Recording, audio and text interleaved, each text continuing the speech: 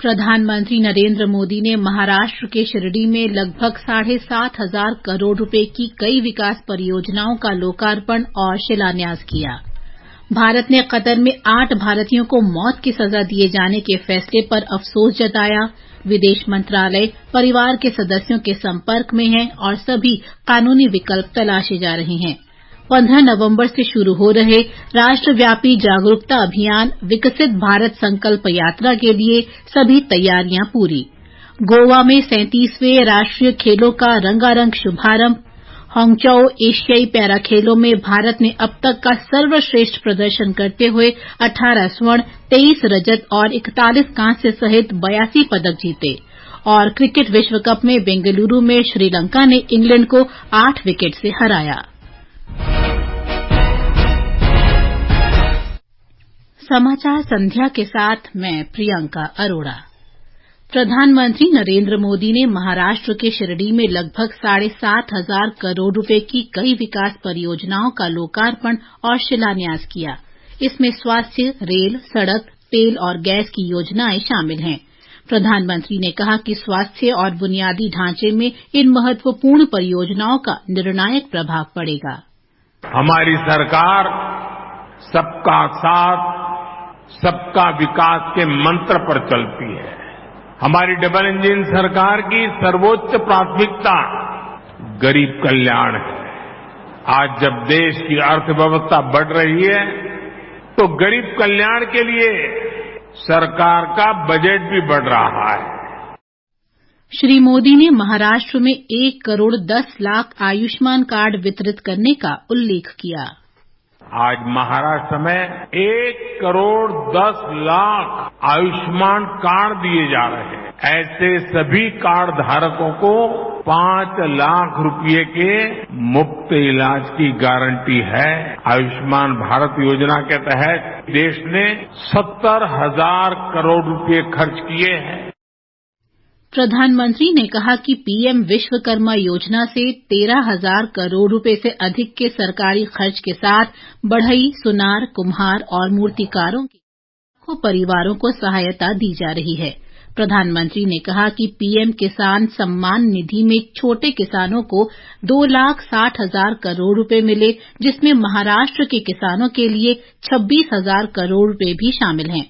प्रधानमंत्री ने कहा कि महाराष्ट्र सरकार ने नमो शेतकारी महासम्मान निधि योजना शुरू की है। इसके अंतर्गत शेतकारी परिवारों को अतिरिक्त 6,000 रुपए मिलेंगे। स्थानीय छोटे किसानों को सम्मान निधि के 12,000 रुपए मिलेंगे। राष्ट्रपति द्रौपदी मुर्मू ने कर्नाटक के बेंगलुरु में भारतीय प्रबंधन संस्थान बेंगलोर के स्वर्ण जयंती समारोह के अंतर्गत स्थापना सप्ताह का उद्घाटन किया। उन्होंने कहा कि आईआईएम बेंगलोर प्रबंधन के क्षेत्र में प्रतिभा और संसाधनों को प्रोत्साहन दे रहा है। राष्ट्रपति ने कहा कि पिछले 5 दशक में इसने न केवल प्रबंधकों को तैयार किया है, बल्कि नेताओं, नवोन्मेषकों, उद्यमियों और बदलाव लाने वाले लोगों को भी तैयार किया है। भारत ने कतर की अल दहरा कंपनी के 8 भारतीय कर्मचारियों को मौत की सजा दिए जाने के फैसले पर अफसोस जताया है। विदेश मंत्रालय ने कहा है कि कतर की एक अदालत ने आज फैसला सुनाया है और विस्तृत फैसले का इंतजार है। मंत्रालय परिवार के सदस्यों और कानूनी विशेषज्ञों के संपर्क में है और सभी कानूनी विकल्प तलाशे जा रहे हैं। मंत्रालय सभी तरह की कानूनी और राजनयिक माध्यम के जरिए सहायता देना जारी रखेगा तथा कतर के अधिकारियों के साथ फैसले पर भी चर्चा करेगा। 8 भारतीय नागरिकों को पिछले वर्ष 30 अगस्त को कतर में हिरासत में लिया गया था। पेट्रोलियम और प्राकृतिक गैस मंत्री हरदीप सिंह पुरी ने भारत के पहले स्वदेशी रेफरेंस ईंधन की आज नई दिल्ली में शुरुआत की। उन्होंने कहा कि ये ईंधन और ऊर्जा क्षेत्र में आत्मनिर्भरता की दिशा में महत्वपूर्ण कदम है। रेफरेंस ईंधन की शुरुआत करके भारत रेफरेंस ईंधन निर्माताओं की विशेष सूची में शामिल हो गया है और ये अंतर्राष्ट्रीय मानकों के अनुरूप है। उन्होंने कहा कि इस उपलब्धि से भारत की इस ईंधन के आयात पर निर्भरता कम होगी। श्री पुरी ने कहा कि ये देश को 2047 तक ऊर्जा के क्षेत्र में आत्मनिर्भर बनाने के प्रधानमंत्री के दृष्टिकोण का हिस्सा है।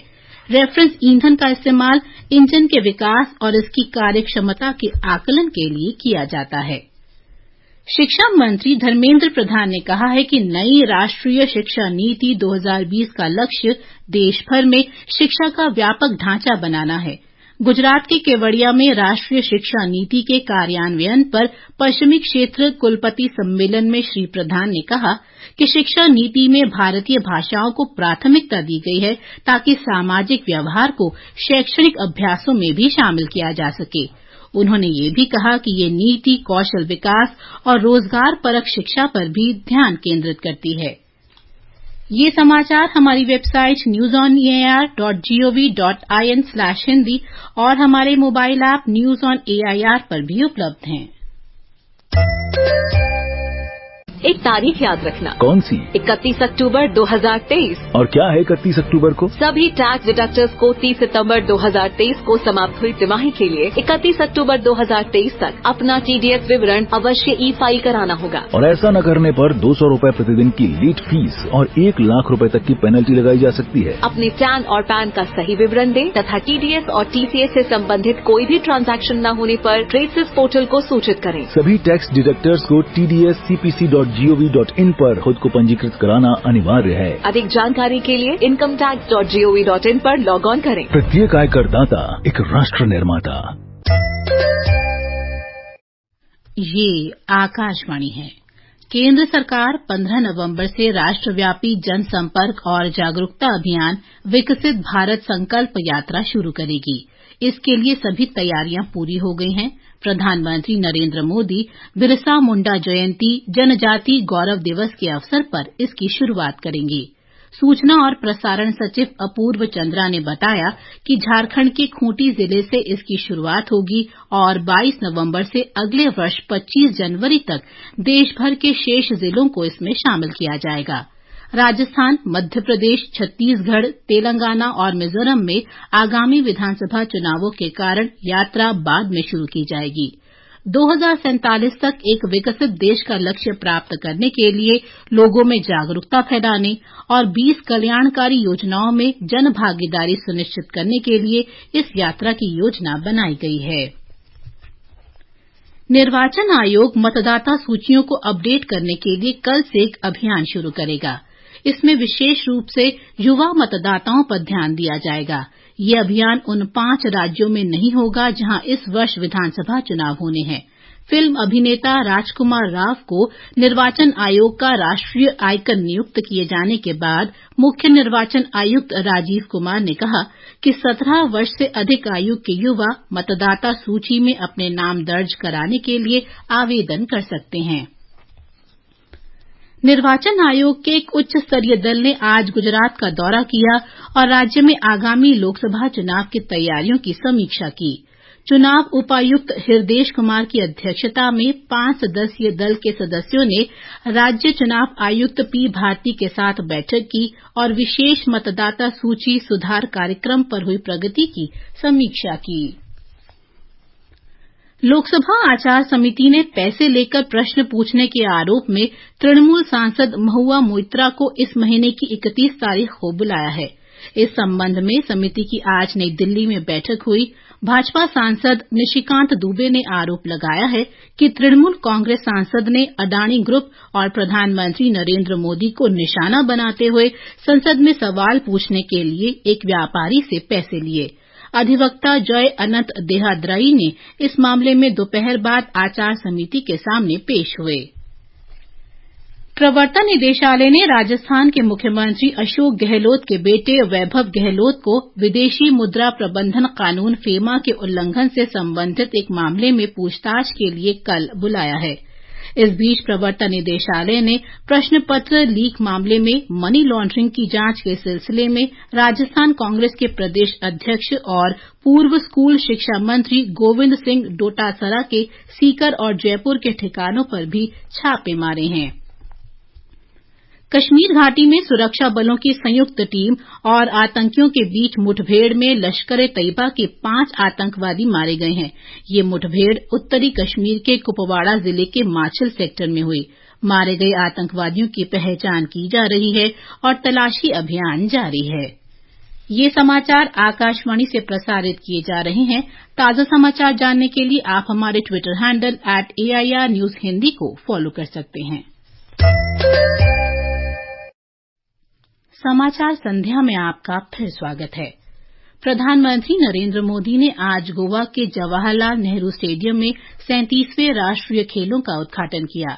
उन्होंने कहा कि भारत आज विभिन्न क्षेत्रों में आगे बढ़ रहा है और अभूतपूर्व मानक स्थापित कर रहा है।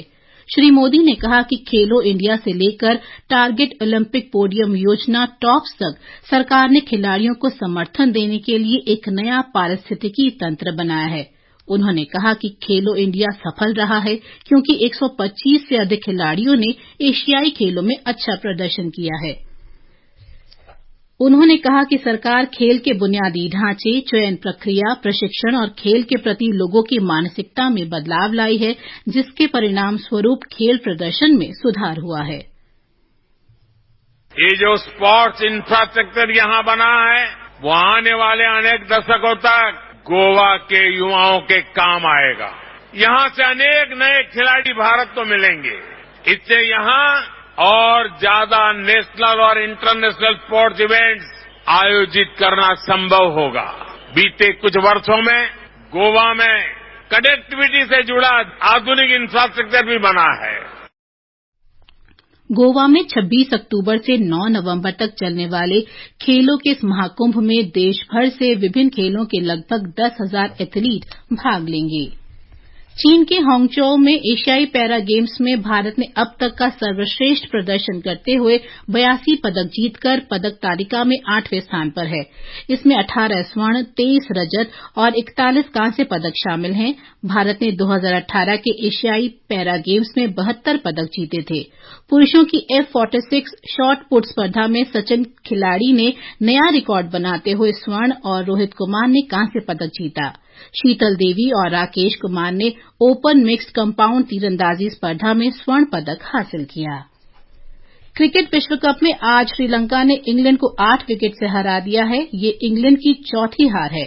बेंगलुरु में इंग्लैंड की टीम 32वें ओवर में 156 रन पर ऑल आउट हो गई। जवाब में श्रीलंका की टीम ने 26वें ओवर में लक्ष्य हासिल कर लिया। कल चेन्नई में पाकिस्तान का सामना दक्षिण अफ्रीका से होगा।